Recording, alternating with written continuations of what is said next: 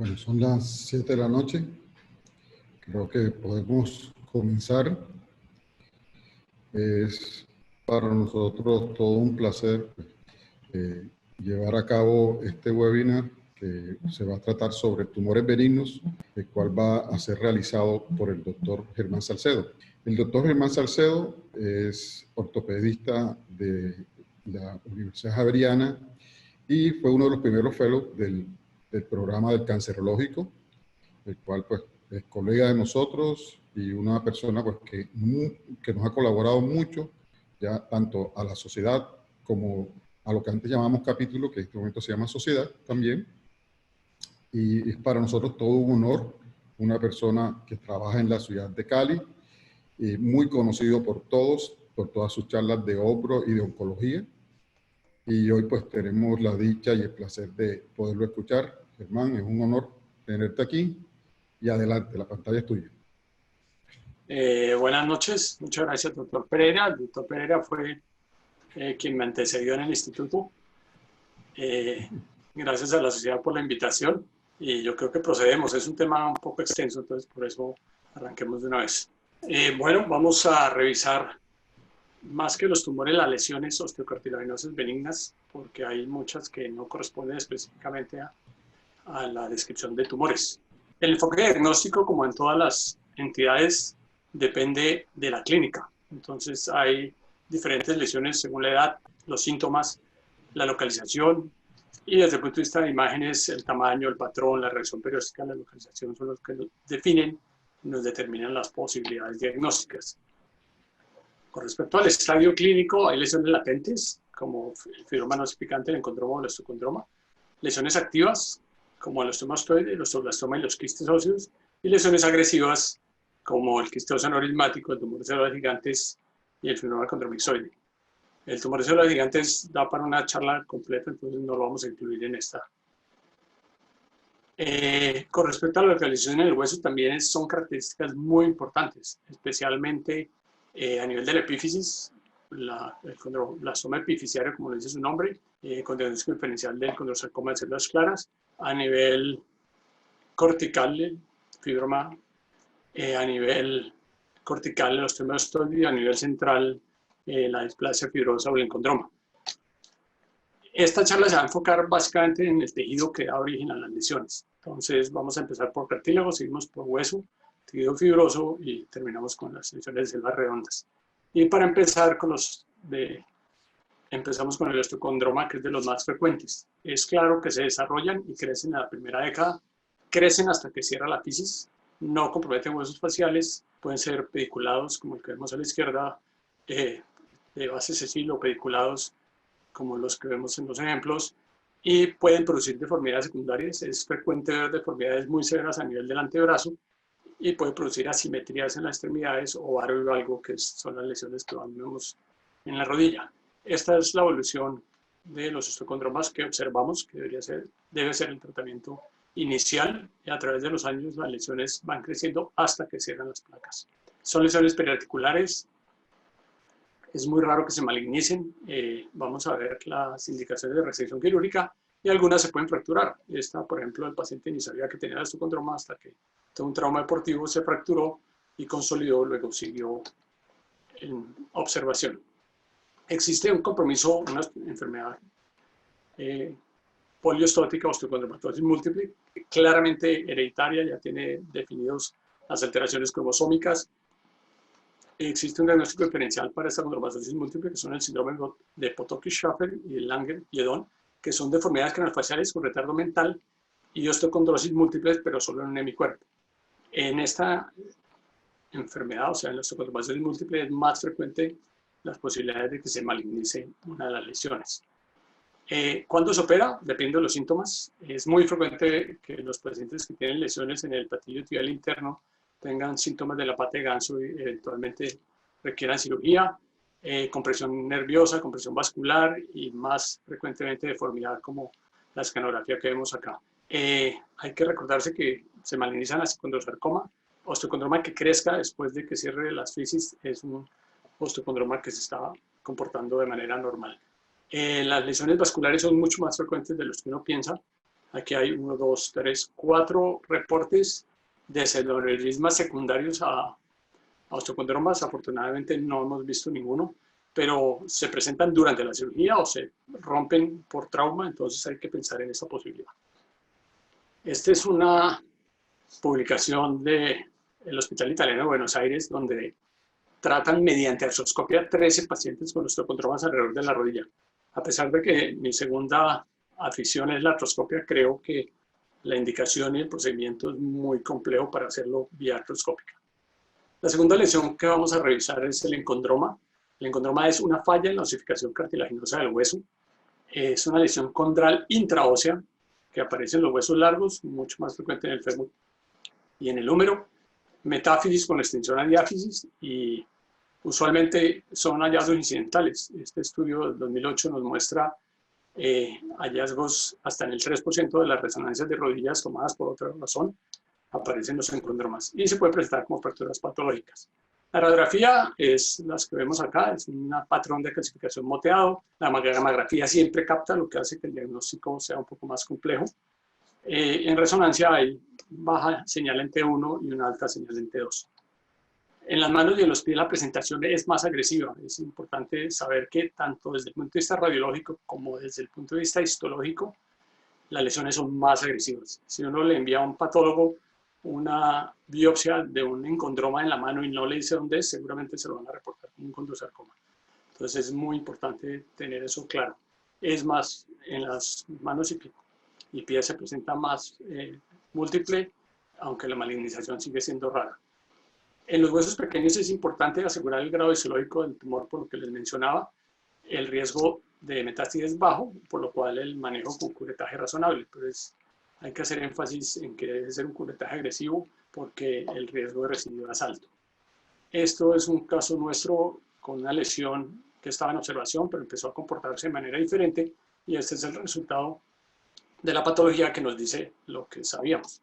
Lesión encondral proliferativa de pronóstico incierto. Entonces, ahí estamos con la clínica. Es una lesión que crece y duele. Terminamos haciéndole una resección del metacarpiano y una reconstrucción con un injerto y una artroplasia interposición. Hay síndromes por encondromatosis múltiple. El de Ollier tiene la característica que el porcentaje de malignización es muy alto, casi el 10%, y el Maffucci, que además de la encondromatosis múltiple tienen hemangioma, la malignización puede llegar a ser hasta el 30%. Entonces hay que ponerle mucha atención a los encondromas cuando son múltiples. El problema con los encondromas es definir cuándo un encondroma se ha vuelto condrosarcoma o es un condrosarcoma en el diagnóstico inicial. Estas características son importantes. El dolor, el escaloping o erosión endostal, la ruptura de la cortical, la localización en el esqueleto axial y el tamaño más de 5 centímetros. Este es un paciente nuestro con un condrosarcoma en la tibia que se le hizo una resección y una reconstrucción hace más o menos 18 años con un injerto intercalar con muy buena evolución. Estos son las características que hay que tener en cuenta para pensar que un encondroma se nos está convirtiendo en un condrosarcoma o estamos diagnosticando mal un encondroma. Masa de tejidos blandos, reacción perióstica, disrupción cortical, engrosamiento cortical y el tamaño. 2 o más características nos aumentan las posibilidades de malignidad en un 2.4. El PET, lo hemos discutido en la reunión anterior, este es el trabajo del grupo del doctor Reinaldo Jesús García de Brasil. Ellos utilizan el SV máximo de 2.2 para definir si es o no un condrosarcoma. Me parece que es un arma válida, en nuestro medio es un poco costoso, pero vale la pena tenerlo en cuenta. En resumen, con respecto a los encondromas son tumores, en los tumores sintomáticos, con radiografía latente o activos no agresivos, se puede tratar mediante curetaje con adyuvancia de injertos. Si los tumores son sintomáticos, con comportamiento radiológico agresivo, tanto en extremidades, sobre todo en pelvis, de todos los tipos histológicos se debe hacer una resección amplia. Presentan complicaciones. Este paciente se presentó con una fractura traumática. Al ver la lesión es una lesión activa, es una lesión que está comprometiendo el hueso. Pues el tratamiento, además de aclarar la biopsia, fue realizar unos pacientes con un injerto. Y lo que no hay que hacer, este es un paciente que nos llegó remitido después de una biopsia. Al hacer la biopsia se les fracturó, el resultado de la biopsia es muestra insuficiente, y además de que no estaba indicada hacer la biopsia le hicieron por un abordaje lateral, lo cual hubiera contraindicado o por lo menos complicado de manera importante un salvamento si hubiera sido un condrosarcoma.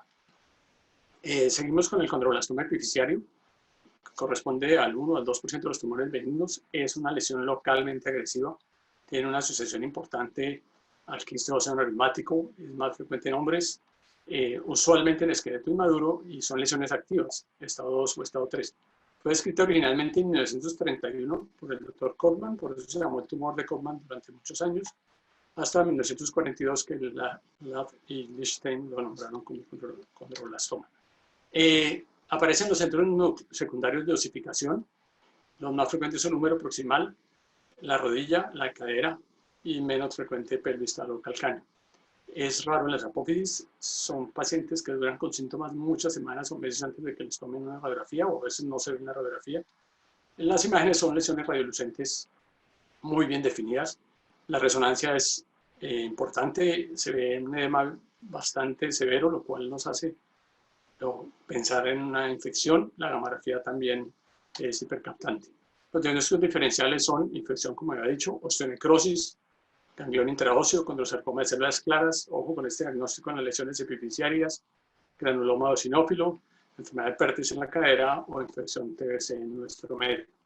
El tratamiento del condroblastoma epificiario inicialmente se piensa en hacer curetaje y fresado, fue el tratamiento durante mucho tiempo, con adyuvancia, tanto fenol o nitrógeno líquido.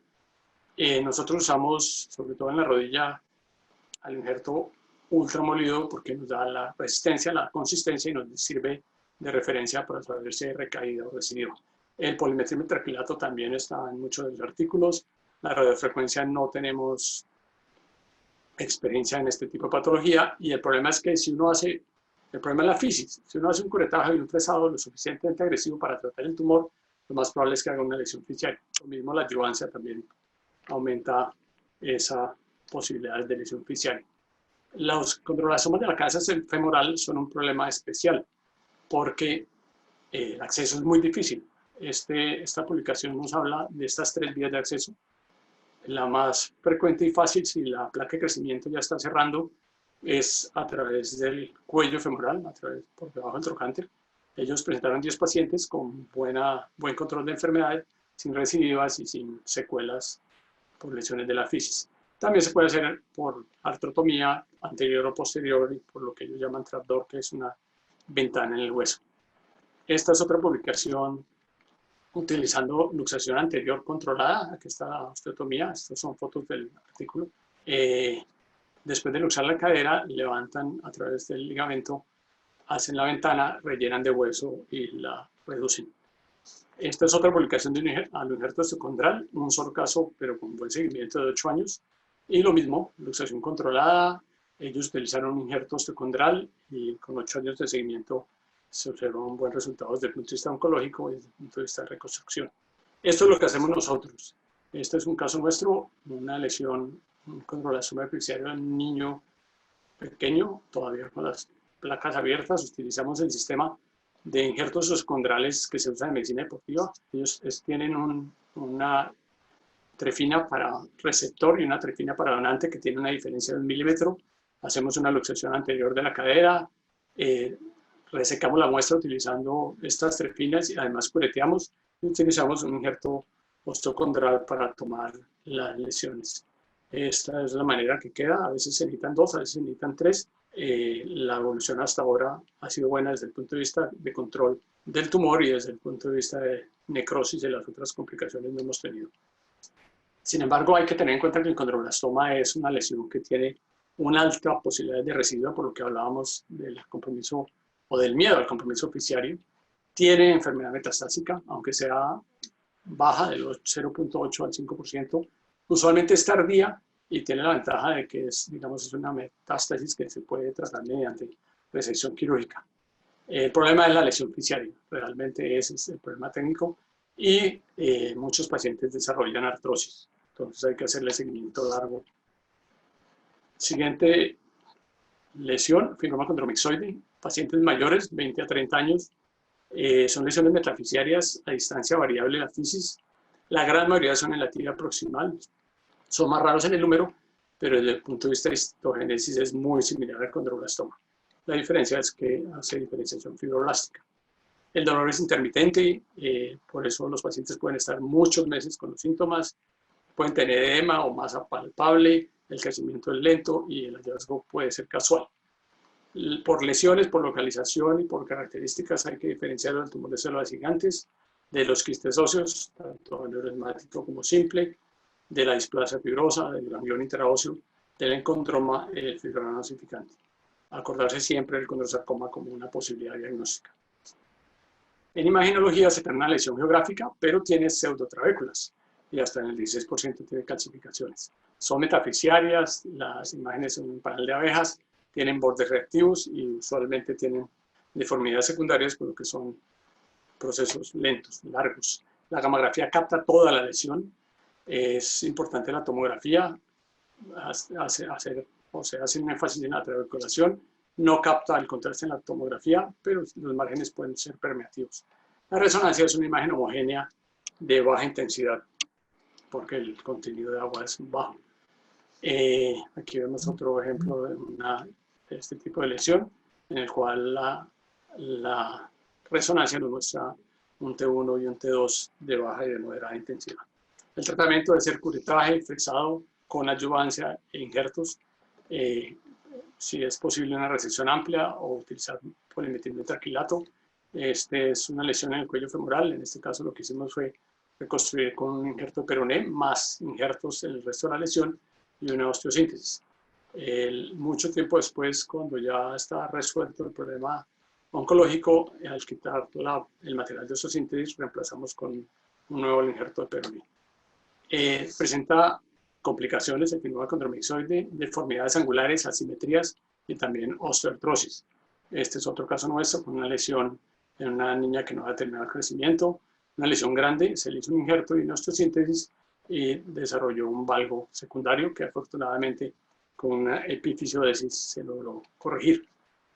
La siguiente lesión tiene todos esos nombres. Digamos que el que más usamos es de efecto fibroso cortical, pero es el mismo efecto fibroso metafisiario, el fibroma osteocítico, fibroma osteogénico, fibrosantoma, que es también un frecuente, un desmoide cortical. La diferencia con el fibroma no osificante es que es más grande e invade la médula.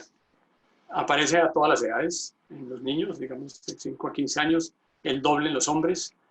Es excéntrico, usualmente es un cortical, se llama efecto cortical. Es metafisiario, alrededor de la rodilla, en el tobillo. Se supone que el 30% de los niños en algún momento de su vida se le encuentra un defecto fibroso cortical y el 80% son en los miembros inferiores. Ocurre durante el remodelamiento metafisiario. La ossificación membranosa superióstica es reemplazada por tejido fibroso. Esta lesión crece gradualmente, por eso hay que hacerle seguimiento, pero no debe protruir hacia cortical ni hacia los tejidos blandos y usualmente involuciona espontáneamente luego la madurez. Es un defecto amartomatoso en la cortical. Usualmente es algo incidental, la mayoría de los que vemos son radiografías que toman por traumas deportivos o por otra razón, aunque las lesiones que tienen más del 50% en diámetro pueden presentarse como fractura patológica. Tampoco es raro ver pacientes con lesiones múltiples y estas lesiones tienen diferentes grados de actividad. El defecto es un defecto oval radiolucente, siempre el eje más largo es paralelo al hueso, tiene un borde delgado pero muy reactivo y ocasionalmente presenta burbujas. Las gamografías captan, es una captación tenue, pero captan en las áreas de osificación. Y el TAC es el examen ideal para ver cómo se está comportando la cortical. Eso nos da una idea de la estabilidad del hueso y del compromiso y la maduración de la lesión. En la resonancia, obviamente, si es un defecto fibroso, es una lesión homogénea de baja señal. Esta es la evolución normal de los defectos fibrosos corticales. Normalmente, si se observan, cicatrizan y maduran. Este es bastante grande, pero en una niña de 9 años hay que aclarar la posibilidad de operar, pero con observación y cuidado, las lesiones cicatrizan de manera adecuada. El tratamiento, como decíamos, es observación.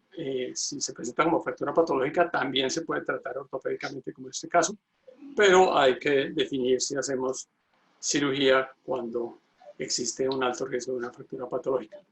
El fibroma nosogénico fue descrito por primera vez en 1942 por el Dr. Jaffe.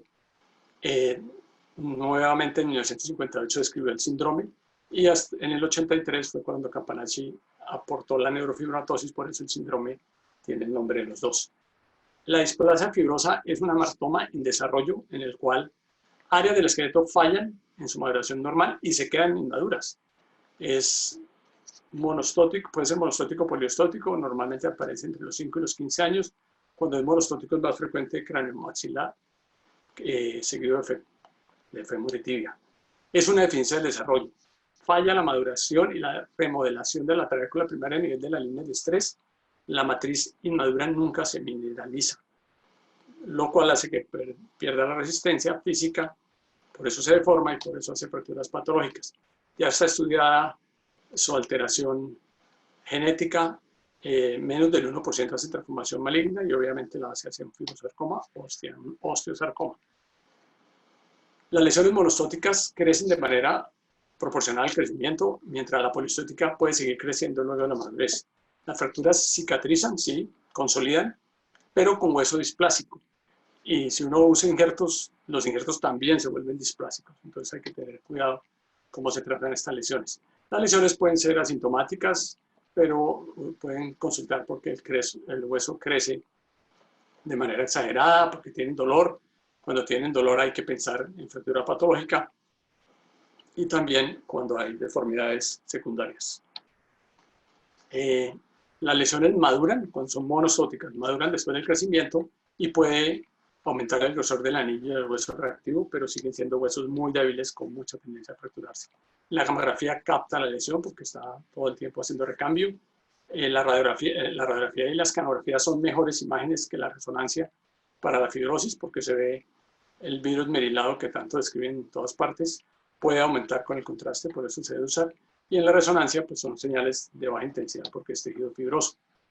El virus merilado es un patrón similar en densidad al hueso esponjoso, pero no tiene patrón trabecular, eso es lo que hace la diferencia. Tiene borde de hueso reactivo, se origina en el canal medular, pero es claro que adelgaza y expande la cortical y puede producir deformidades severas como el famoso callado pastor.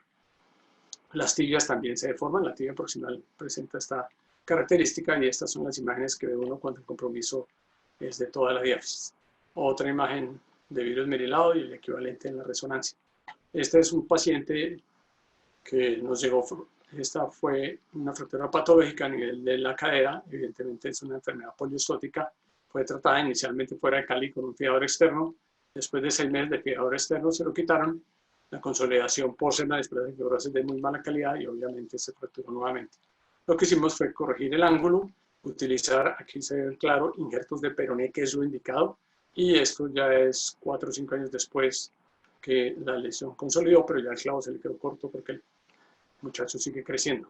Entonces el tratamiento, si son lesiones asintomáticas y riesgos de observación, hay que corregir las deformidades cuando está indicado después de la madurez esquelética, sobre todo en la cadera y la curva anterior de la tibia. Hay que prevenir fracturas patológicas, siempre usar los injertos corticales.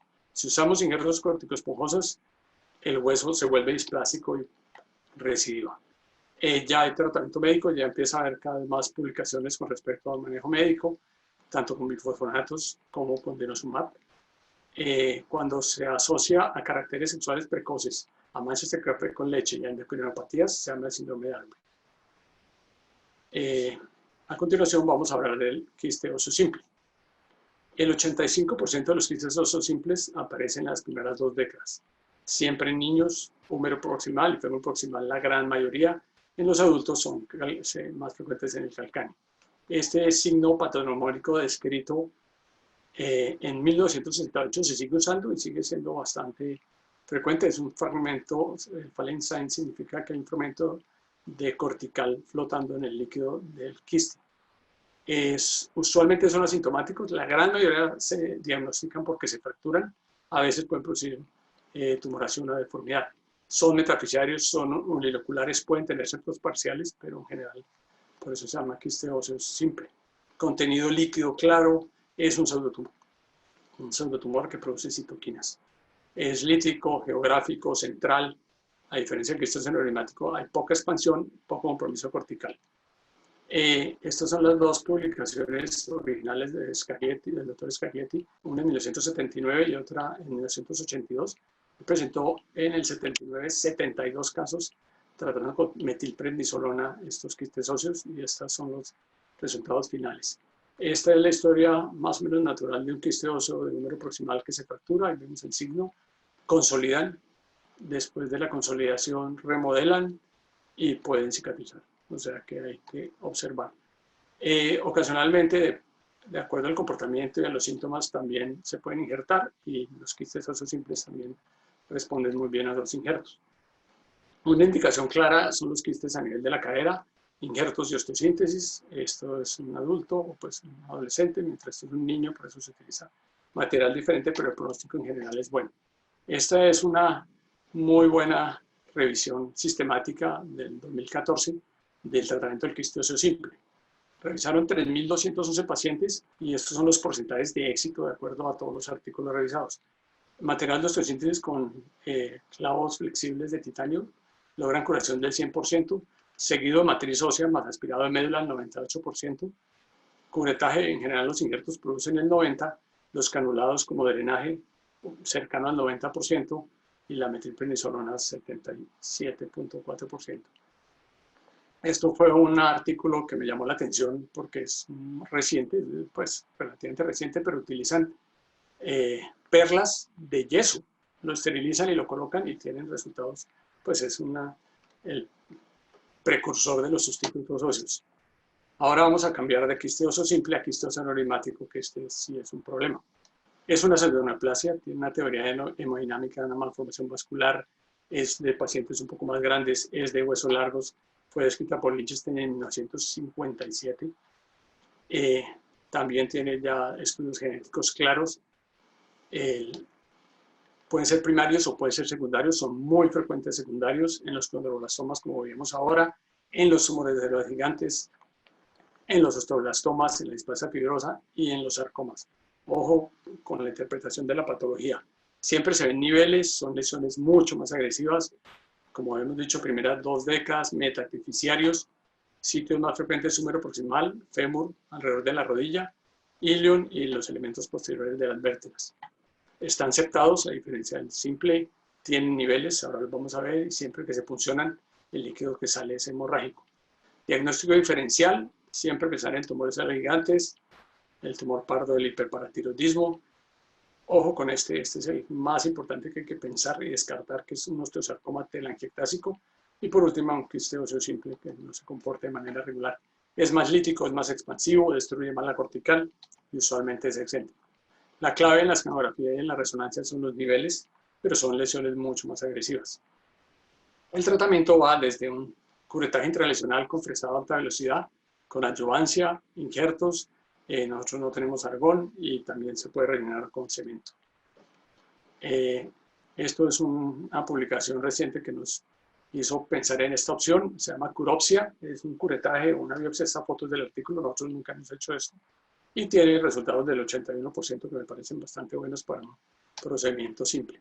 La embolización siempre hay que tenerla pendiente y tenerla en la cabeza, sobre todo para lesiones de la pelvis. La terapia esclerosante, que es lo que yo pienso que es la mejor opción, ya sea con doxiciclina o con polidocanol, con alcohol.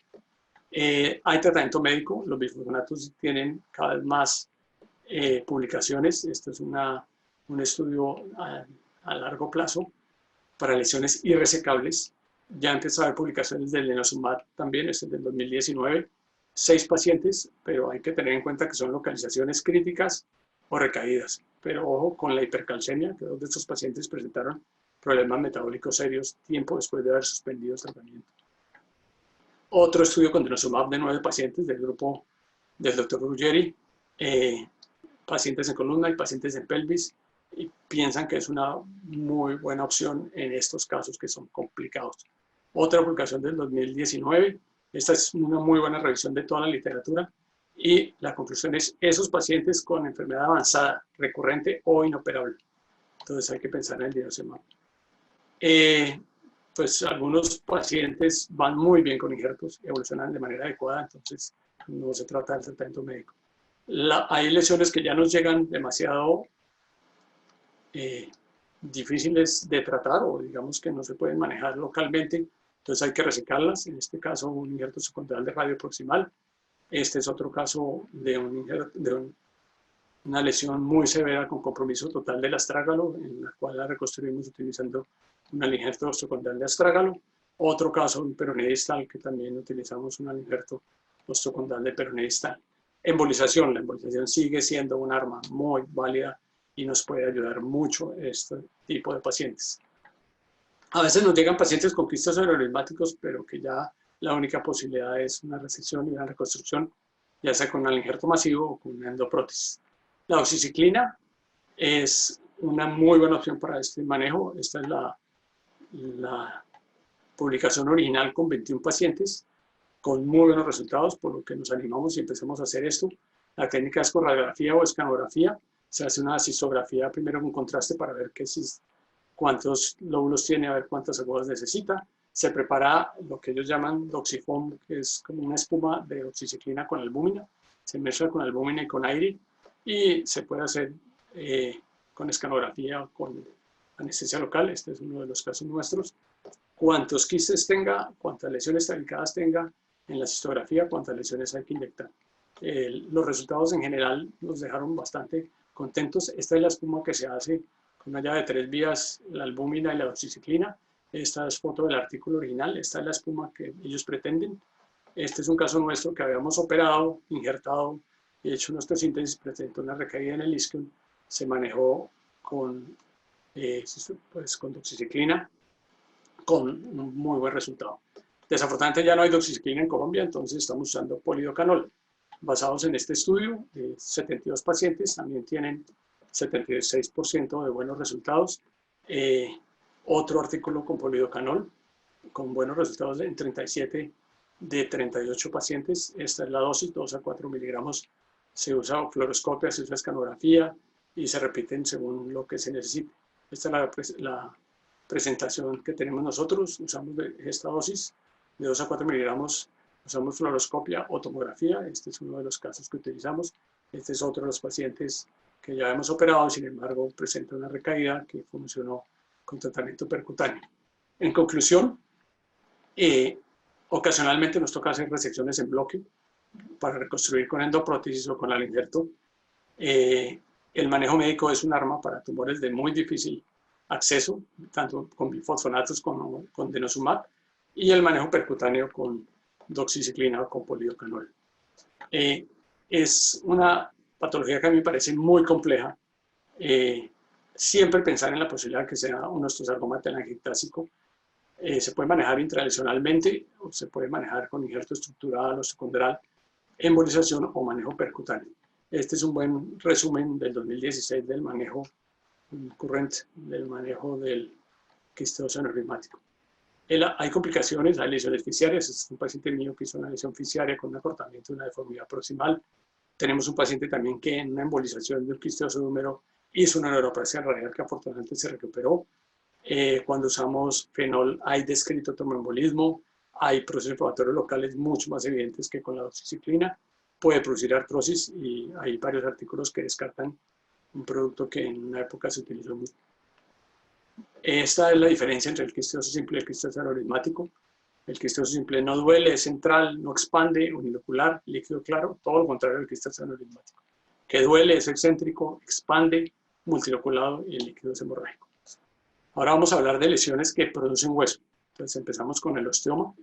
El osteoma es un tumor de crecimiento lento, tejido óseo maduro, la gran mayoría son crenofaciales, o sea que los maxilofaciales que nosotros, puede ser parostal, endostal o el osteoma clásico. El endostal es el que nosotros describimos como enostosis.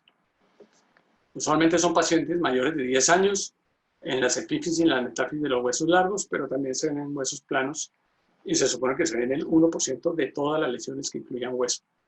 Las enostosis son lesiones benignas, son asintomáticos, la etiología es desconocida, pueden ir de 2 milímetros hasta 2 centímetros, no captan en la gamografía y cuando está en todos los huesitos se llama la osteoporquilosis o enfermedad de huesos punteados. Hay que hacer diagnósticos diferenciales en estas lesiones con el osteosarcoma parostal, con el osteocondroma sesile, con miositis obliterante y más con melorreostosis. El osteoma osteoide es un tumor bastante frecuente, es el 13% de todos los tumores benignos del hueso. Frecuente, aparece en la segunda década de la vida. La gran mayoría son menores de 25 años, es más frecuente en los hombres, perdón.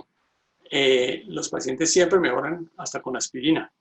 Si se presenta en la columna, la manifestación clínica es escoliosis, produce inflamación si es muy cercana a la articulación, sinovitis, y puede producir alteración en el crecimiento de las fisis.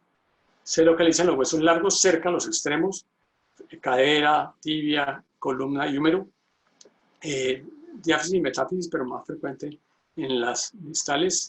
Lo que vemos en la radiografía es un engrosamiento con un nicho que usualmente se ve mucho mejor en una escanografía. Es una lesión oval o redondeada radiolúcida, menor de 2 centímetros de diámetro, con un centro homogéneo denso, aloesclerosis, hueso reactivo. Esas son todas las imágenes de lo que uno ve. Es ideal la escanografía, no necesita contraste.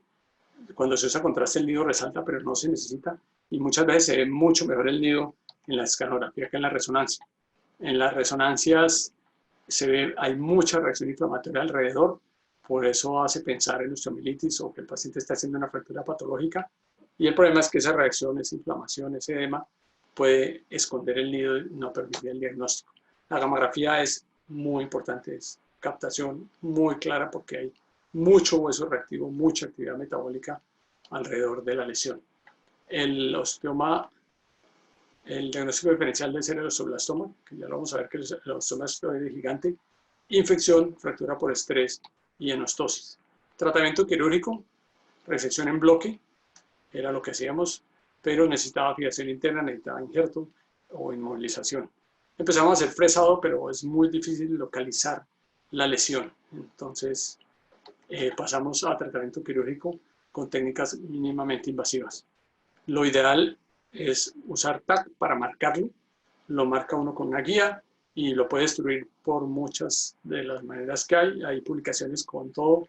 Ahora lo que más hacemos es radiofrecuencia, pero en una época hicimos fresado, inclusive con la guía del DHS, con la fresa del DHS, pero con guía de escanografía. Esta es una publicación de esa técnica con 54 pacientes. Ellos obtenían patología en el 75%, nosotros bastante menos, pero los pacientes sí se mejoran. La radiofrecuencia es lo que estamos usando ahora, pienso que es el patrón de oro. En 90 grados de temperatura, estamos usando 7 minutos. Es muy clara la respuesta, a pesar de que el paciente tenga anestesia general o raquidia, hace taquipnea, hace taquicardia y empieza a hacer movimientos involuntarios, pero el tamaño de la lesión que se produce es mucho menos y hay menos complicaciones, pero hay complicaciones. Esta es una publicación de las complicaciones con radiofrecuencia en 21 pacientes, lesiones en la piel que requirieron desviamiento, o sea, quemaduras serias y una fractura subtrocantérica, entonces hay que acordarse de esa posibilidad.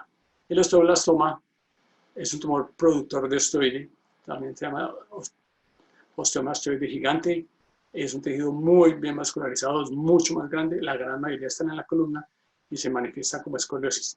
Estos, a diferencia de los osteomas osteoides, sí pueden tener masas de tejidos blandos.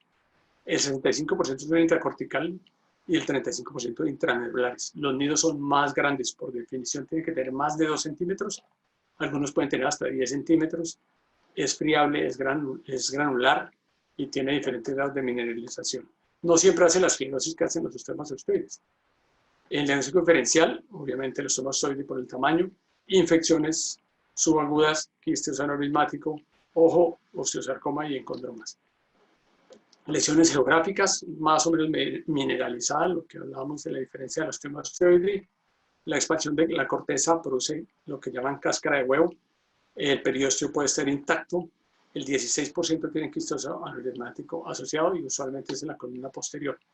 El tratamiento es curetaje y resección completa con adyuvanza, crioterapia, fenolocauterización. En algunos casos toca usar radioterapia o quimioterapia.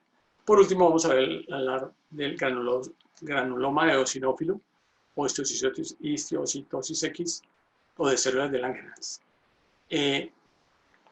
Puede presentarse como lesión única o puede presentarse como un síndrome más complejo. Es una lesión pseudotumoral benigna, que es el que nosotros tratamos el granuloma eosinófilo. El 60-80% de las histiocytosis es un granuloma eosinófilo. Usualmente niños y adolescentes, se presenta en el cráneo, en la mandíbula, en la columna, costilla, fémur y clavícula, y los síntomas son muy, muy severos. Todos nos acostumbramos a este signo para hablar de la vértebra plana, pero hay que pensar en otros diagnósticos, sobre todo sarcoma de Ewing, linfoma, TBC, tiene extensión peridural. El diagnóstico es por biopsia, hay demasiadas posibilidades diagnósticas, se debe hacer biopsia. Una vez hecho el diagnóstico, el tratamiento puede ser observación. Hay artículos que muestran que la biopsia puede ser curativa. También utilizar acetato de metilprednisolona, radiofrecuencia, ponerle injertos el día del curetaje si uno hace una congelación, y en pacientes en lesión de columna, utilizar radioterapia en bajas dosis. En enfermedades sistémicas se necesita quimioterapia. Esta es una publicación en la cual habla que de 17 pacientes con la sola biopsia, el granuloma eosinófilo se curó.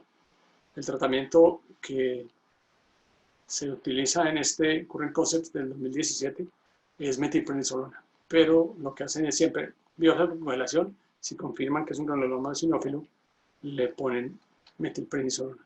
Este es un caso nuestro, se le hizo una biopsia, se injertó y cicatrizó. Muchísimas gracias.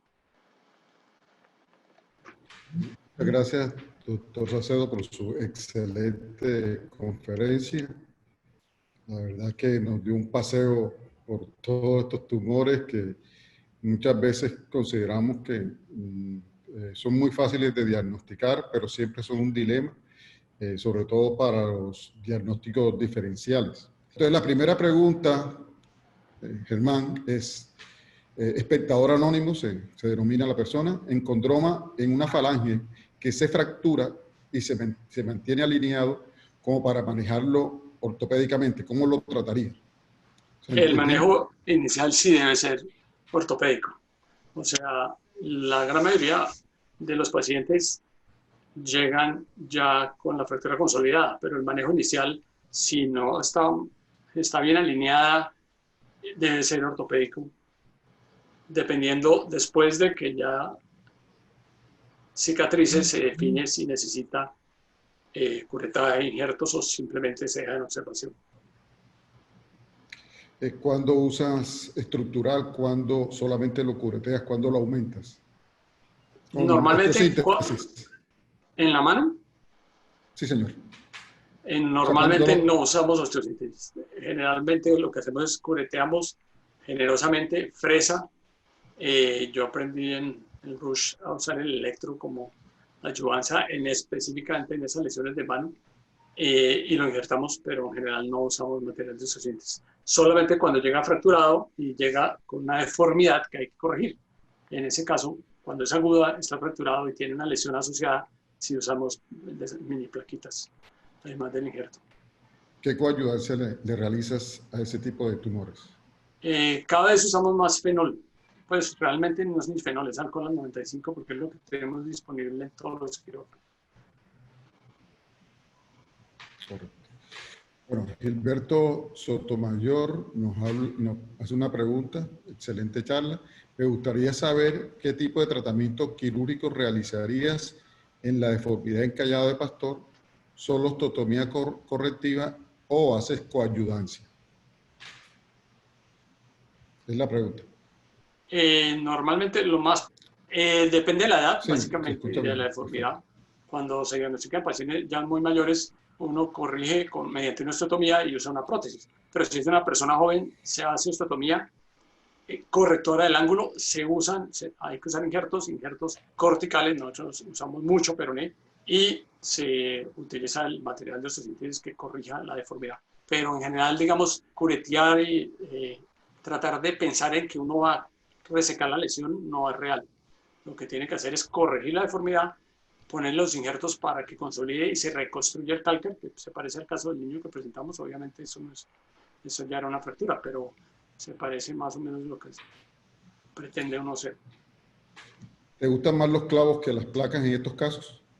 Sí, y es más, en general uno tiene que decirle al paciente que se va a quedar con el clavo. Este muchacho que mostramos que ya ha crecido y el clavo se le está quedando corto, lo más probable es la lesión, el compromiso de la displasia fibrosa va hasta la rodilla. Entonces el muchacho necesita proteger todo el fémur. Muy seguramente cuando termine de crecer le vamos a cambiar ese clavo por un clavo que llegue hasta la rodilla. Esteban nos acompaña desde Ecuador. Esteban, la pregunta que vas a realizar. Hola con todos, un gusto. Hola, Esteban. Doctor Salcedo, habló del uso de denosumab en quiste óseo aneurismático. ¿En qué caso en especial utilizaría solamente el denosumab? Pelvis irresecable, columna y sacro.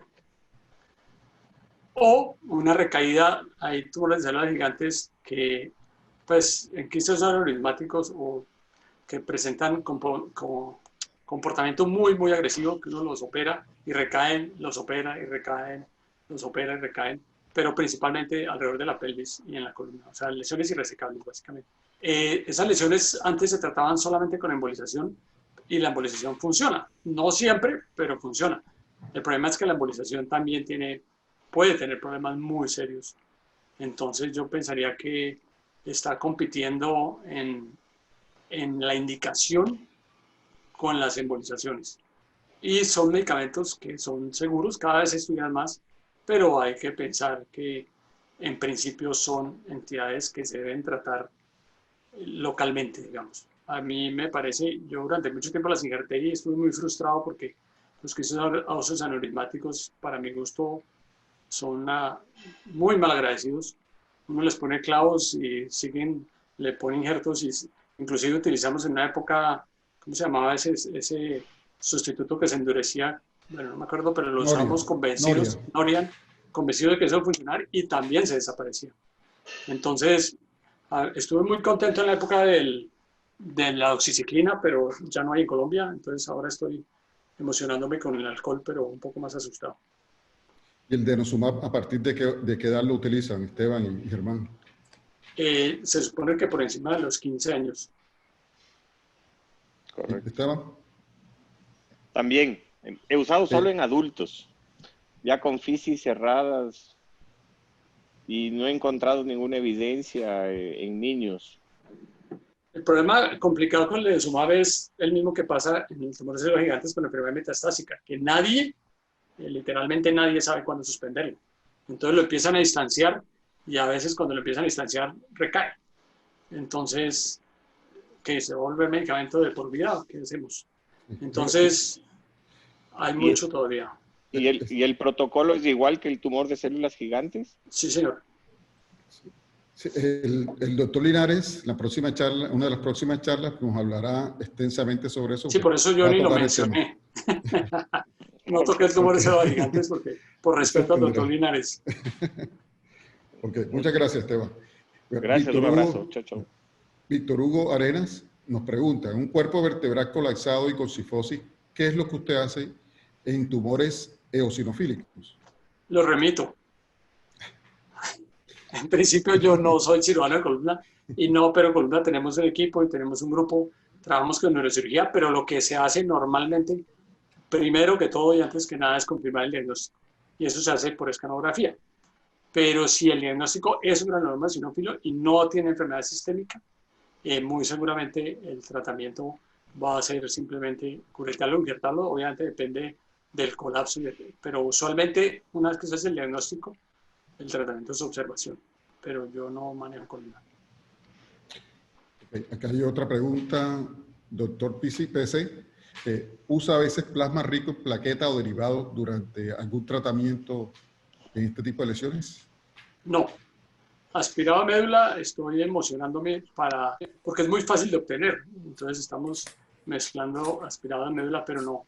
Plasma rico en plaquetas creo que todavía le falta mucho por definir qué factores tiene, cuáles de los factores que tiene sirven y cuáles no sirven.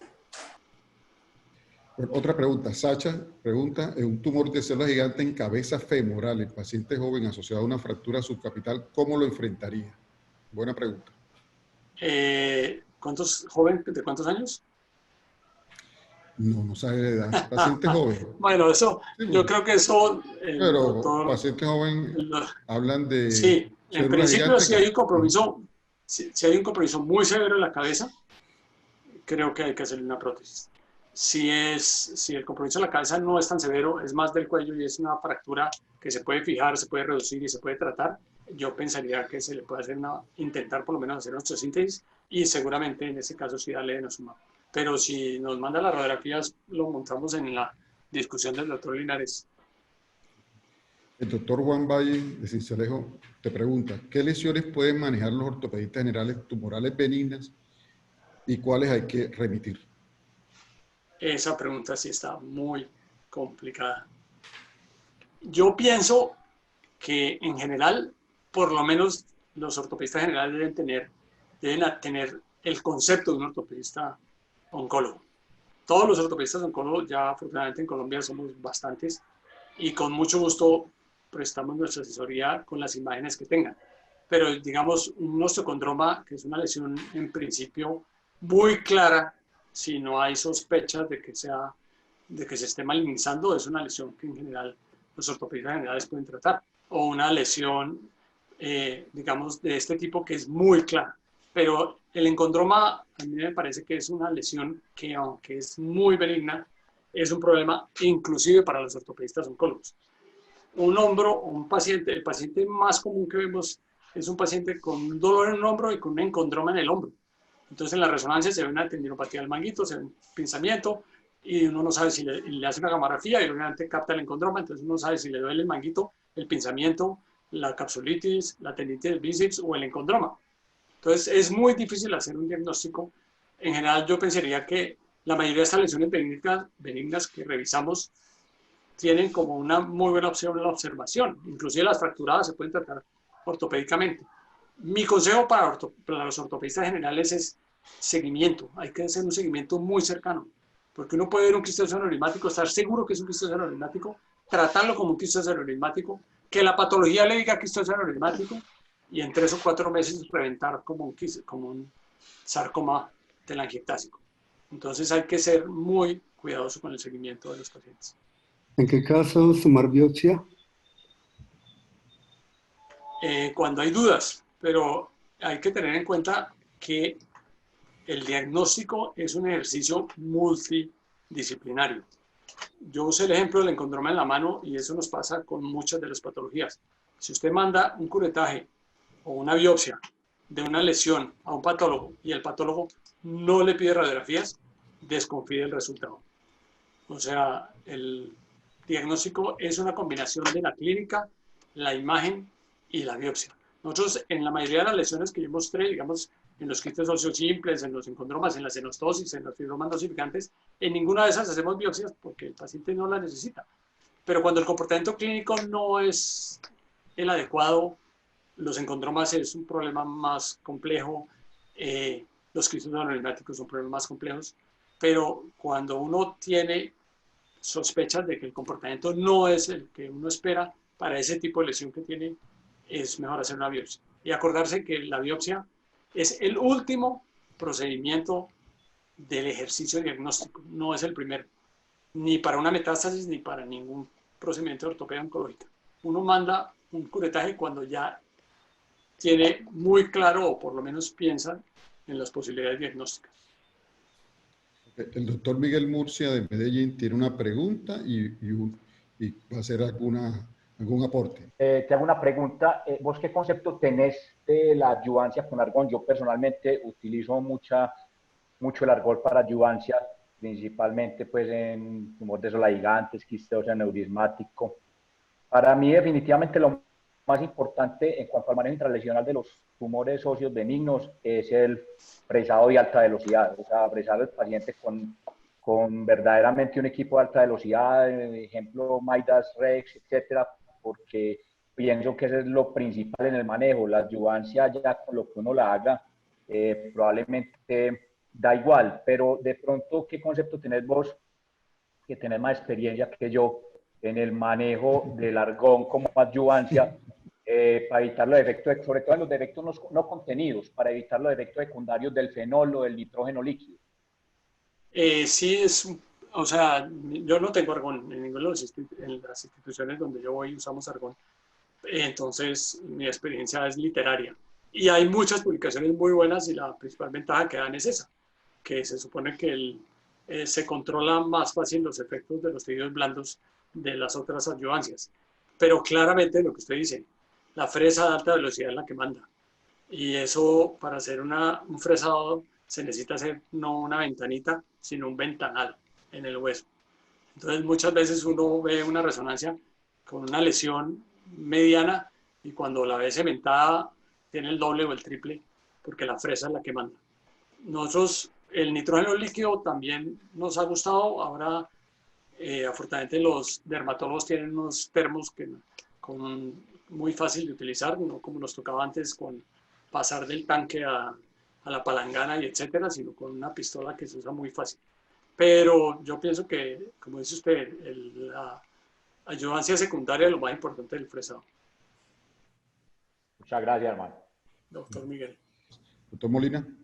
Gustavo Molina. Solamente quería, en ánimo de no controversia, sino de recordar en qué escenario estamos. Miren, pues el denosumab tiene unas indicaciones label en Colombia para osteoporosis y para tumor de células gigantes por extiva o metástasis.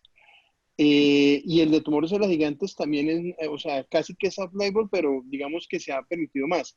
Sin embargo, pues para las otras indicaciones, claro, lo podemos utilizar, pero tenemos que recordar que son indicaciones que hay que trabajar, sobre todo no al margen de la ley, sino con lo que hay que hacer, mejor dicho, o sea, en los staff y como segundo uso y etcétera, etcétera, etcétera. No es tan fácil porque realmente la evidencia no es tan clara y como estamos en un estado, pues digamos, en este tipo de reuniones donde uno realmente no sabe con quién está hablando y cuál es su auditorio, hay que tener mucho cuidado con lo que se dice porque pues puede quedar en el ambiente que es una indicación per se y que todo el mundo se hace y que se hace libremente y que realmente puede ser una indicación off-label y que puede tener uno, recordar que todo lo que hago un off-label es a cargo de uno, ¿no? O sea, si sale bien, buenísimo y la palmadita en la espalda, si acaso, pero si sale mal, con toda seguridad le caen esa a uno. Entonces hay que tener cuidado, solamente quería tener como un poquito de precaución en ese sentido. A veces nos toca porque los casos son extremos. Lo que decías, pues, o sea, una pelvis, un sacro, en fin, hay sitios que son irresecables y que realmente no podemos hacer casi nada más, pero no sobra la advertencia, pues. Eso era básicamente lo que quería acotar nomás. Muchas gracias. Complementando lo que dice Gustavo, son los efectos colaterales, que tampoco son inocuos, y cuando se presentan son bastante severos, sobre todo los que ya conocemos, necrosis mandibular, etcétera, etcétera. Y eso también hay que tener en cuenta y dejarlo muy claro cuando vayamos a tratar a estos pacientes, porque vamos a usar dosis altas con tiempos prolongados. Así es. Ahora que habló Molina, que era mi jefe, estoy de acuerdo. Por eso uno de los artículos que mostré se llama así, se llama Off-Label Use of Denosumab. O sea, eso es claramente, inclusive en Europa y en Estados Unidos es off-label.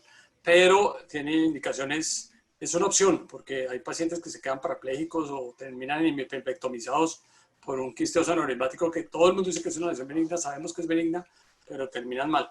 Usualmente, estos pacientes, uno se apoya en los oncólogos clínicos para tomar esas decisiones, va a junta y para poderlo usar off-label necesita una junta. Eso no se puede usar así. De acuerdo.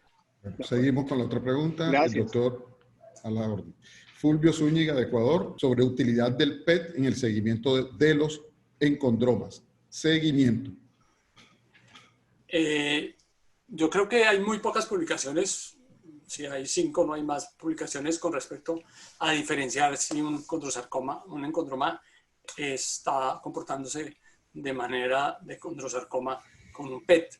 Entonces, si usamos la referencia del grupo brasilero, 2.2 es una buena referencia, pero no creo que sea necesario hacerle un PET, además que sigue siendo muy costoso en Colombia para hacerle seguimiento en encondroma. Si usted piensa que es un encondroma, el seguimiento es radiografía y máximo resonancia. Si el comportamiento cambia, ya no es un encondroma. Entonces ahí tiene que pensar en otro manejo. Entonces hay que pensar en todas las características de la lesión, no solamente, digamos que nosotros universalmente nos hemos acostumbrado a la palabra scalloping, que es erosión endostal, y eso muestra que la lesión está activa. Pero si ustedes ven una lesión en la mano o una lesión en el pie, usualmente todas tienen lesión endostal y son lesiones que son encondromas y siguen siendo encondromas.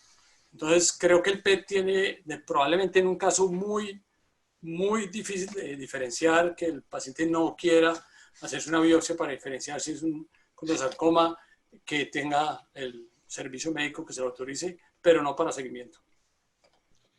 Yo creo que la utilidad más es para determinar la posibilidad de malignización. En qué momento cambia de un estado a otro, porque metabólicamente cambia, lógicamente, la captación que van a tener. Entonces, esta captación puede ser sutil. Sin embargo, quizás esa es la utilidad que tenemos en cuanto al seguimiento, porque lo otro es un poco más clínico y radiológico, la toma de decisiones de operar o no operar. Bueno, Álvaro Quispe Sánchez te hace otra pregunta sobre la toma de la biopsia, si prefieres hacerla en este tipo de tumores abierta o percutánea. O la pregunta la complemento, ¿a cuál biopsias? Sí, yo biopsio a la que tengo dudas diagnósticas. Lo más frecuente es que cuando uno le llega un paciente con una radiografía, no le llega con una radiografía, sino con 3. Y con 3 meses de seguimiento, o pues tiene forma de hacer el seguimiento. Lo más importante es la clínica, pero uno biopsia una lesión que no se está comportando de la manera usual, que está creciendo, que está cambiando, que está produciendo síntomas, o que no coincide con lo que usted está pensando como diagnóstico.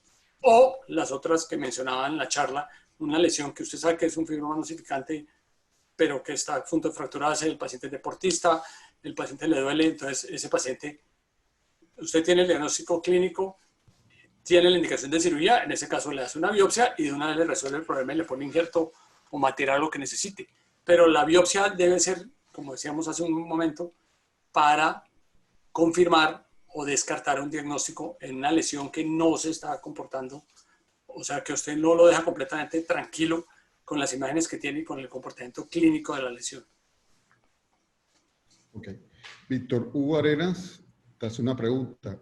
Un osteoblastoma gigante, así lo coloca, en rodilla, fémur distal, con epífisis abierta, ¿qué le haces?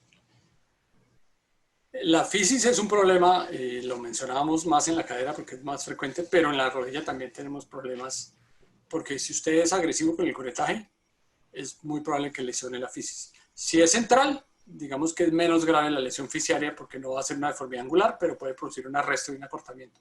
Pero en principio, si la lesión está contenida, es fresado, curetaje, fresado e injertado.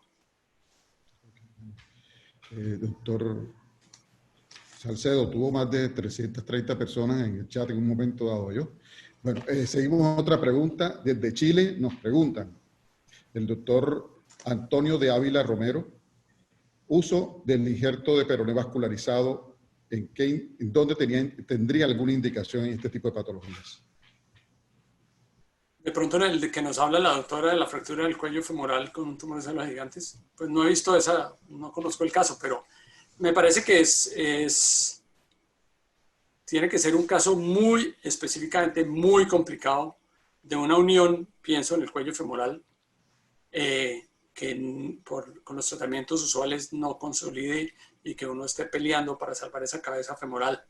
En general, la mayoría de las lesiones de las que hablamos se manejan con injertos, pues si es fibrosa, con injertos corticales, si son cualquiera de los otros con corticoesponjosas, pero para que el injerto sea vascularizado se necesita que sea un caso muy complicado. En lesiones benignas, eso para resecciones, digamos que las lesiones que en general usted necesita un injerto estructural, de pronto pues el paciente que mostré el condrosarcoma, pero ya nos estamos saliendo de lesiones benignas. Pero ese tipo de lesiones cuando no van bien con un injerto estructural se puede soportar con un vascularizado.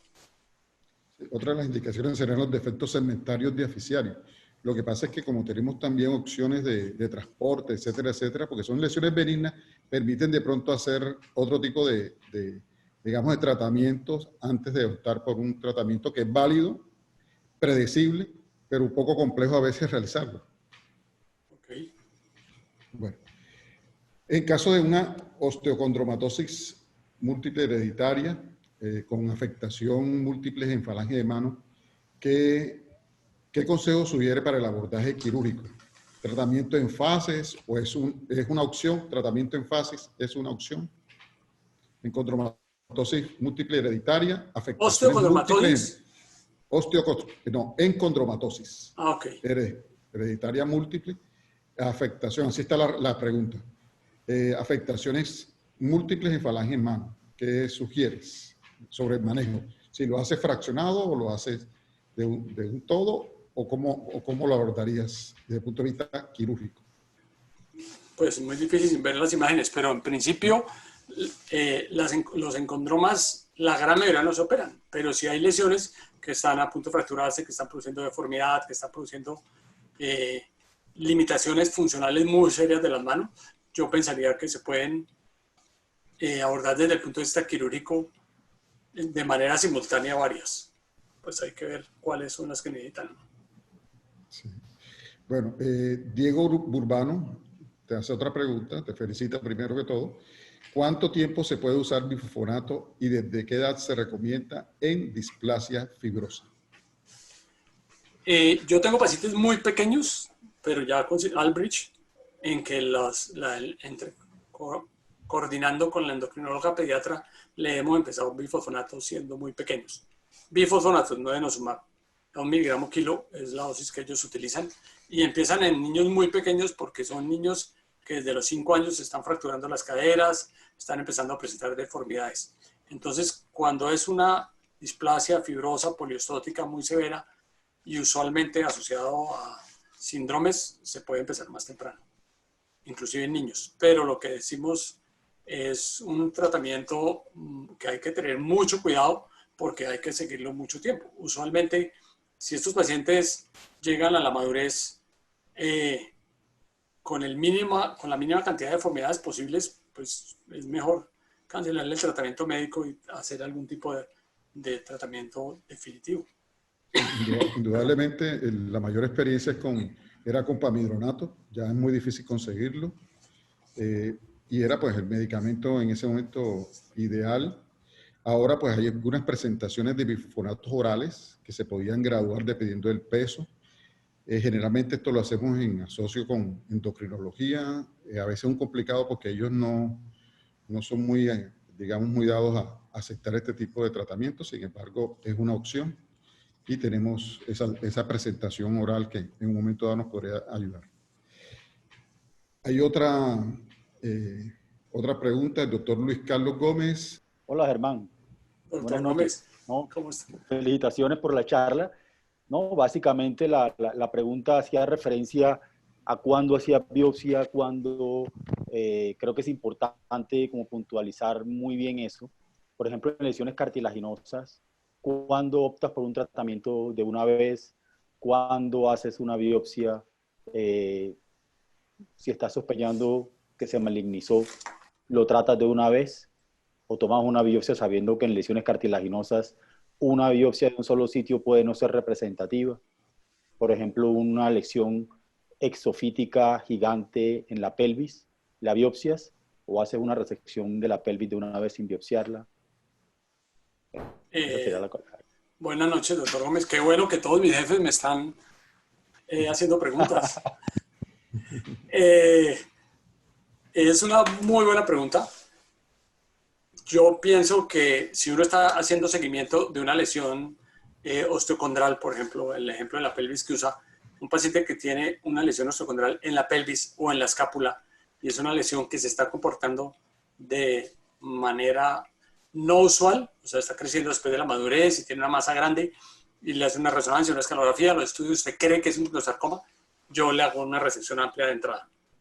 Por lo que hablábamos del resumen que hace el grupo del doctor Yasco, del D. Anderson, el resumen del manejo de la lesión desde cartílago, me parece que es un resumen más simple y es eso.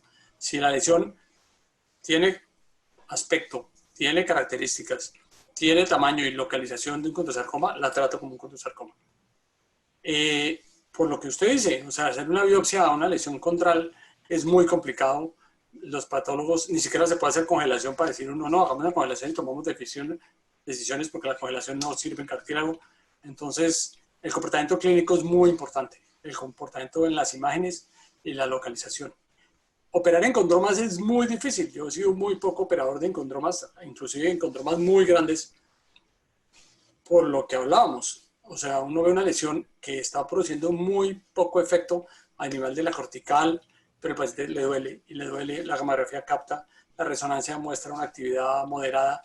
Entonces, si uno va a entrar a operar una lesión que imagenológicamente no parece que sea un condrosarcoma, no parece muy activa, y usted entra a la curetela y le hace una biopsia, realmente yo creo que no está resolviendo mucho.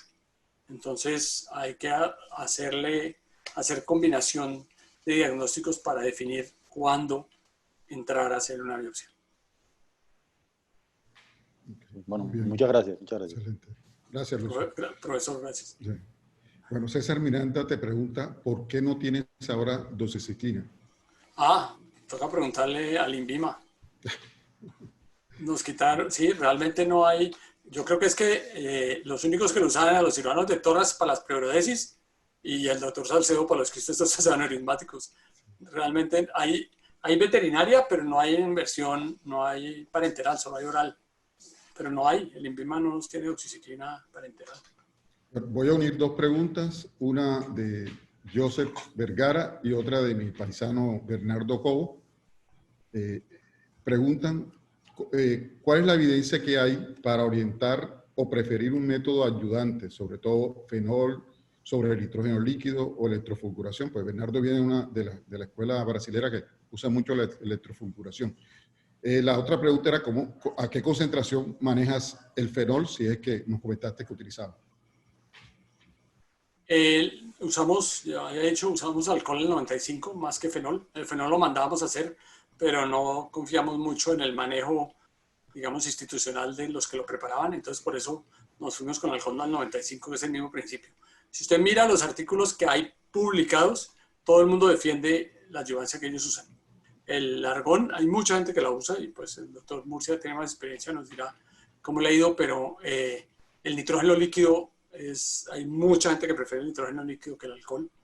Entonces yo diría que no hay, o yo no conozco por lo menos ningún estudio realmente comparativo que nos diga para una patología específica cuál es mejor.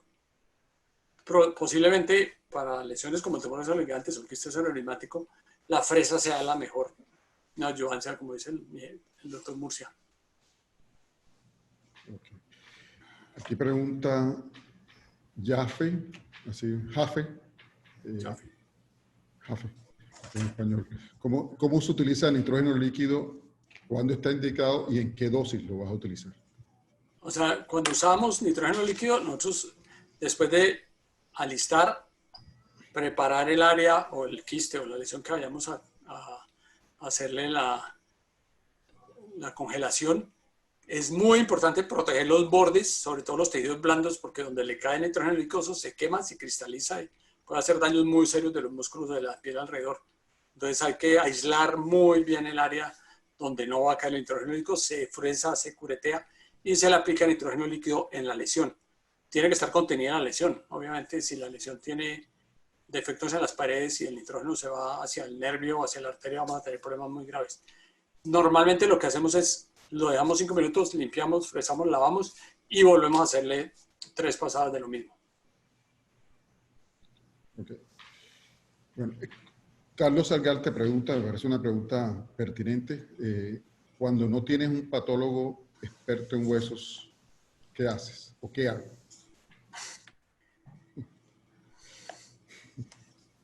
En principio se necesita un patólogo entrenado, eso no hay nada que hacer y uno tiene, por eso mi principal consejo es si a usted le leen una patología sin pedirle imágenes, no le crea ese patólogo. Los patólogos en principio pues no tienen que sabérselas todas y hay patólogos muy juiciosos que no son expertos en hueso pero comentan el caso.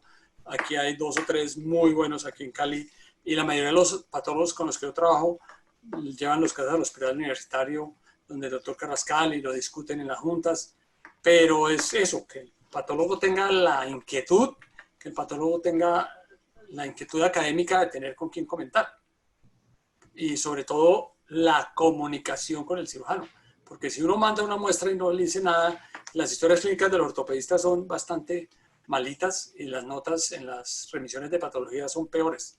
Entonces uno dice, se solicita biopsia, curetaje, tumor, eso no puede ser. O sea, uno tiene que establecer una comunicación con el patólogo, mandarle las imágenes del patólogo y decirle lo que uno piensa. Hay que hacer un comentario al respecto y pasa lo mismo con las resonancias. O sea, uno no puede leer un informe de una resonancia sin ver las imágenes, porque no hay radiólogos o hay muy pocos radiólogos que son específicamente para músculo esquelético.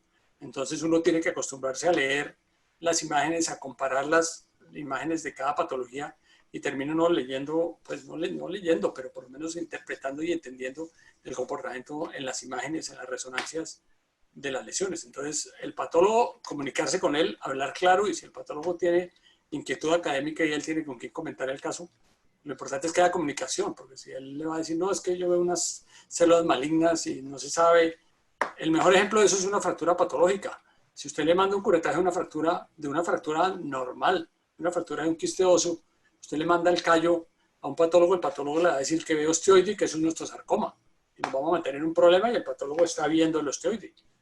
Entonces es muy importante correlacionar las imágenes, correlacionar la clínica y lo que está viendo el patólogo. Creo que esto es muy importante, Germán. Y yo siempre recuerdo las palabras sabias del doctor Diego Soto, nuestro profesor, que el día de mi fellow, me comentaba, me decía que había que tener mucho cuidado con el cirujano de las biopsias transversas y con el patólogo que le iba a dar a uno el diagnóstico que no era. Yo creo que esas palabras sabias nos hacen pues, reflejar lo que tú estás comentando. Entonces, es mejor apoyarse cuando uno tiene un patólogo que de pronto lo puede hacer confundir, porque las tomas de decisiones dependemos de eso, a pesar de que es una correlación clínico-radiológica y patológica, dependemos de que él nos apoye adecuadamente. En general, ¿cuál es el riesgo de una lesión benigna durante su manipulación en el acto quirúrgico para su resección? O sea, me imagino qué tipo de precauciones tienes tú para no diseminar o para de pronto ser el punto de comienzo de una malignización. Eso es lo que está escrito acá. O sea, la idea es que si uno está convencido de que una lesión es benigna, va más tranquilo. Pero yo en el quisto aneurismático, en la mayoría de las lesiones, mencioné, por ejemplo, en el condroblastoma epifisiario, siempre pensar en un condrosarcoma de células claras. En el quisto aneurismático, siempre pensar en un osteosarcoma telangiectásico. Entonces, si uno entra a hacerle, como acaba de decir usted, una incisión transversa a un quiste aneurismático y le resulta un telangiectásico, pues perdimos el año. Entonces, es muy importante que los principios oncológicos sean los mismos. Abordar siempre por el compartimiento que está considerando que ese compartimiento por el que está abordando se va a contaminar. Se va a contaminar con las células que en principio usted piensa que son benignas, pero que le puede resultar una lesión maligna. Que se malignice por el procedimiento que uno haga es muy improbable, pero sí uno se puede equivocar y pensar que es una lesión benigna y resulta... El problema de los quistes aneurismáticos es que los quistes óseos aneurismáticos, igual que las células gigantes, están en todas partes. Entonces uno puede tener componente aneurismático en un osteosarcoma, puede tener componente aneurismático en tumores de células gigantes, es muy complicado. Entonces por eso es que hay que hacer una correlación entre todo, que uno lo contamine no. De pronto lo que sí puede pasar es que uno curetea un encondroma y dice, sí, es un encondroma y tranquilos que es un encondroma, y el paciente se pierde 5 años o 8 años y vuelve malignizado y dice, claro, eso se volvió malo porque usted me lo tocó. Pues realmente sí iba a volver con condrosarcoma y en el momento que usted lo operó o no sacó la muestra de donde era o la biopsia fue insuficiente. Entonces, por eso el seguimiento clínico es tan importante. Bueno, aquí hay otra pregunta interesante. ¿Con qué frecuencia utiliza el injerto de cabeza femoral? Me imagino que era para el caso de la mosaicoplastia que nos mostraste, o el injerto de cresta. Cuando necesitas mayor volumen de injerto, ¿cómo haces? Digamos, nosotros tenemos afortunadamente un muy buen banco de huesos y tenemos la disponibilidad para injertos osteocondrales para hacer mosaicoplastias cuando necesitamos lesiones como la mosaicoplastia o extremos distales osteocondrales para reemplazos en la rodilla o en lo que sea, en número proximal para prótesis o demás. La cresta es una muy buena opción. El injerto o la reconstrucción que mostré yo de un metacarpiano en un condrosarcoma, en un metacarpiano, esa reconstrucción es con cresta ilíaca. Cuando no hay disponibilidad o la institución no tiene habilitado el servicio de uso de aloinjertos, usamos autoinjertos, pero si se necesitan segmentos muy grandes, definitivamente hay que contar con el banco de huesos, porque tienen límite, o sea, tienen límite de longitud y tienen límite de estructura y de estabilidad. Hago una pregunta. Si no hubieras tenido un osteocondral en ese caso que nos mostraste para obtener la mosaico, ¿cómo lo hubieras hecho? Le hubiera hecho una mosaicoplastia, le hubiera sacado el injerto de la rodilla, como cuando hace uno mosaicoplastias en superficie de apoyo de la rodilla. Bueno, entonces, pues pero para si fuera muy grande, o sea, si el defecto fuera grande, ¿cómo lo hubieras resuelto si no te hubiera dado de pronto la cantidad, por así decirlo? Yo de artroscopia y mosaicoplastia no sé mucho. Te lo pregunto porque realmente son lesiones grandes y a veces obtener esa cantidad no va a ser suficiente para rellenarlo. No, si uno necesita, digamos, si es media cabeza y es un niño, digamos, más de 3, si no tiene injerto osteocondral y necesita más de 3 injertos circulares de 7, 8 milímetros, que son los que dan que puede sacar usted de la zona de no apoyo de la rodilla, necesitan un injerto, definitivamente. Y en un niño no hay más opción. Lo que hace uno de los artículos que mostraban, que es turco, es de Turquía, es levantan el cartílago después de luxada, lo curetean, lo rellenan de injerto y vuelven y bajan el cartílago. Pero eso me parece que es muy inestable y la posibilidad de que eso falle dentro de la cadera me parece muy alto. Me parece que es mucho más estable hacer mosaicoplastia. No sé, se me ocurre que si uno necesita más de 3 o 4 plugs de injerto osteocondral, pueden sacar 2 de cada rodilla. Estoy diciendo una barbaridad en un sitio específico donde no hay un injerto osteocondral. Pero pues tiene que contratar un artroscopista. Okay. El doctor José Llano pregunta, ya respondiste la pregunta sobre si utilizas huesos de banco. Mucho, me gustan mucho y acuérdense, displasia fibrosa significa peroné. Bueno, no peroné, injerto cortical. Pero cuando uno le puede poner 3 o 4 libras de injerto corticoesponjoso en una displasia fibrosa y al año se perdió esa plática. Todo se vuelve otra vez tejido fibroso. Entonces, lesiones fibrosas, displasia fibrosa, significa hueso cortical. Inclusive el hueso cortical también termina degenerándose, pero volviéndose displásico, pero aguanta mientras consolida, mientras remodela, mientras cicatriza.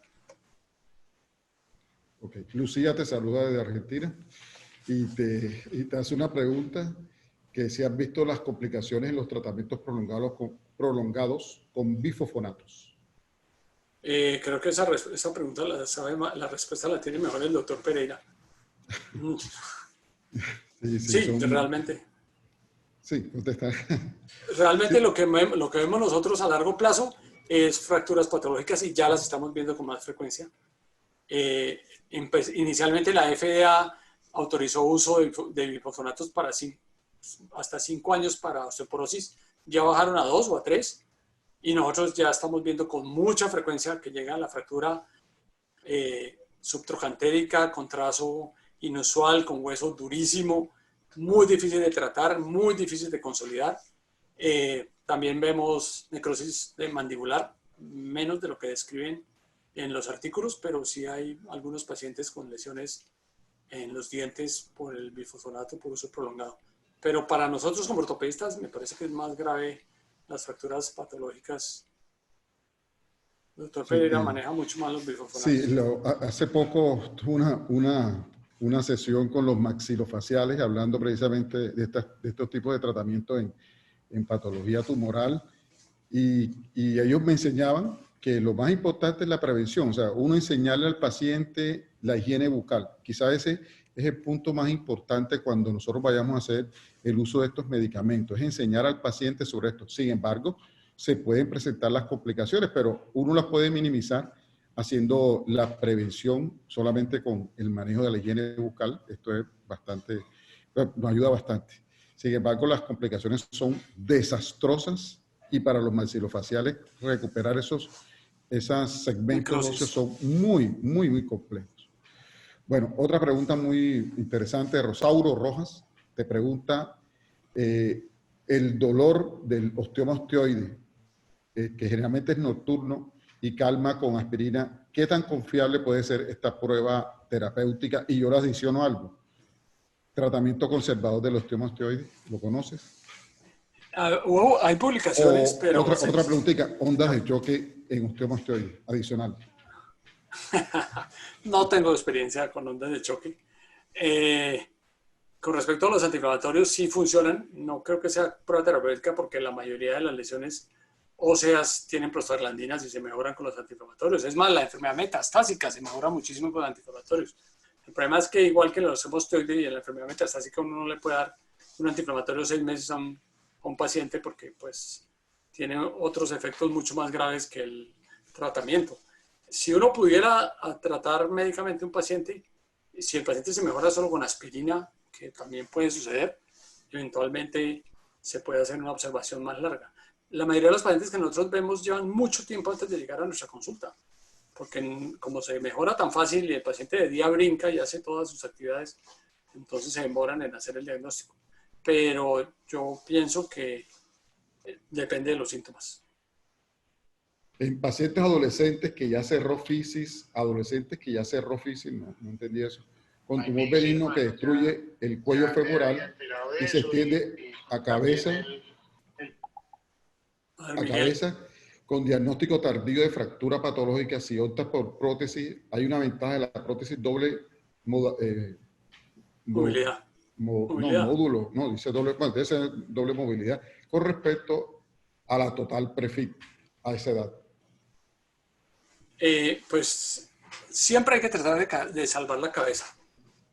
O sea, pero si tiene una fractura patológica ya perdida, con necrosis avascular de la cabeza, una fractura inveterada y no hay más opción que hacer una prótesis, claramente la indicación es una prótesis no cementada. La doble movilidad es una muy buena opción por movilidad y por actividad y por durabilidad. A mí me parece que es perfectamente válido usar una doble movilidad.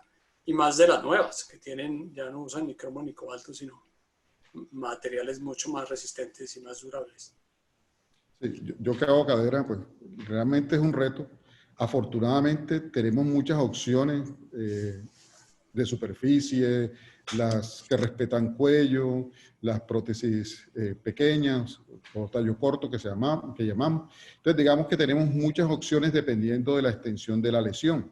La idea, pues, lógicamente, es utilizar prótesis no cementadas en este tipo de patologías benignas, porque en las patologías malignas que van a recibir tratamiento es otra connotación, es otro tipo de abordaje, ahí el cemento es válido.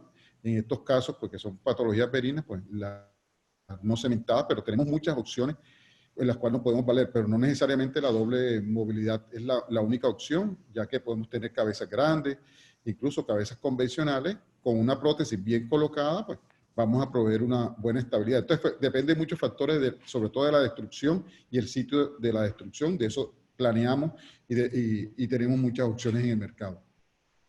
Bueno, otra pregunta que aparece acá es recomendaciones para el tratamiento de rehabilitación cuando existe dolor posoperatorio en estos pacientes con tumores benignos. Ellos podrían en un momento dado aumentar la sintomatología. Me imagino que será en los posoperatorios. O sea, el proceso de rehabilitación en estos pacientes que tú mostraste, de lesiones a nivel articular, que realmente van a tener dolor posoperatorio, ¿cómo haces tú el enfoque desde el punto de vista de rehabilitación? El manejo del dolor inicialmente siempre debe ser multimodal, siempre debe tener un analgésico, idealmente un opiáceo si no es muy niño, un antiinflamatorio, y usualmente si uno espera que haya dolor neuropático, incluirle pregabalina o alguno de sus medicamentos. La rehabilitación debe ser de acuerdo a la lesión y al tipo de procedimiento. La ventaja de los procedimientos mínimamente invasivos, como los que estamos haciendo en los temas de osteoides con radiofrecuencia, es que la lesión es mínima. Entonces el paciente se puede rehabilitar muy rápidamente. El paciente sale caminando con muletas. Uno le dice que puede apoyar, porque en principio, salvo que uno haya hecho más de un orificio y que esté debilitando el hueso, la rehabilitación puede ser muy rápida. Los pacientes con osteopostoides, si uno le hizo la resección donde era, o le quemó el nicho como era, El paciente al otro día se le quita el dolor que tenía durante los últimos 6 meses o durante el último año. Las lesiones quísticas que uno está tratando percutáneamente o con injertos se demoran más en rehabilitarse porque el hueso está débil y porque uno espera que ese injerto se incorpore. Entonces, si son en miembros superiores, es más fácil porque uno usa un cabestrillo. Lo importante es recuperar la movilidad pasiva más que hacer fortalecimiento, pero el reposo las primeras 2 semanas es importante para el manejo del dolor. Sí, la otra pregunta, la última pregunta que ya tenemos es si tú tienes un paciente con un tumor que inicialmente nos lo reportan como maligno, sin embargo, por duda solicitas otra opinión del patólogo y te lo reporta como benigno, ¿cuál sería tu conducta? Eso está bien, o sea, la idea es que usted dude, que usted pretenda con la patología confirmar una sospecha diagnóstica que usted tiene. Y eso que está diciendo puede ocurrir en ese sentido y al revés. O sea, si uno sospecha que un paciente, por ejemplo, los quistes osteoaneurismáticos, los tumores de células gigantes, un tumor de células gigantes del radio distal con un comportamiento agresivo, uno está convencido de que es un osteosarcoma telangiectásico, que es un osteosarcoma, le hace una biopsia al patólogo y dice, no, eso es benigno. Entonces uno lo llama y le dice, ¿seguro que es benigno? Digo, sí, eso es un tumor de células gigantes, ya lo revisamos, ya le hicimos inmuno, le hicimos todo, es un tumor de células gigantes. Y después de que usted lo opera, resulta que cuando mandó el resto de la patología, dijeron, no, ¿sabe qué? Hicieron un osteosarcoma.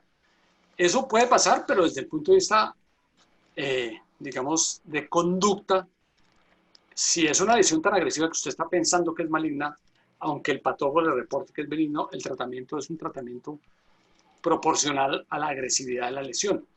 Hay que ser muy claro con el paciente, porque si el paciente a usted le llega feliz diciéndole, no, es que, mire, yo, doctor, usted me dijo que eso era maligno y mire que la patología me dijo que era benigno, lo primero que yo digo al paciente es, señora, un momento, aquí hay 3 posibilidades.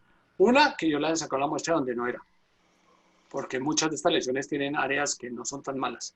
2, que el patólogo no haya encontrado la parte de la muestra donde esté la maligna. Y 3, que sí, efectivamente, sea una lesión benigna, pero es una lesión benigna agresiva que necesita más tratamiento. Entonces, la idea es que al paciente le quede claro que la posibilidad de que el patólogo o el cirujano nos hayamos equivocado y que la lesión sí sea maligna existe, porque cuando la volvamos a operar, porque es una lesión evidentemente agresiva, o por lo menos es una lesión que usted está pensando que puede ser maligna, cuando la volvamos a operar, la señora no se sorprenda si la segunda patología dice que sí era maligna. Entonces, por eso uno siempre debe ser muy claro con el paciente. Con mucho gusto. Muy bien, doctor Salcedo. Muchas gracias. Excelente conferencia, excelentes respuestas. Creo que todo ha quedado muy claro. Agradecerte y agradecer a los participantes por haber visto tu excelente por la charla, paciencia. por así decirlo. Correcto, no quería decir eso. Ok, le agradezco mucho y que tengan una feliz noche para todos. Lo mismo, muchas gracias a todos, muchas gracias por la paciencia, gracias a la SCOT y espero que, pues por lo menos a mí me sirvió mucho la charla porque actualicé muchas cosas. Muchas gracias por la participación de todos.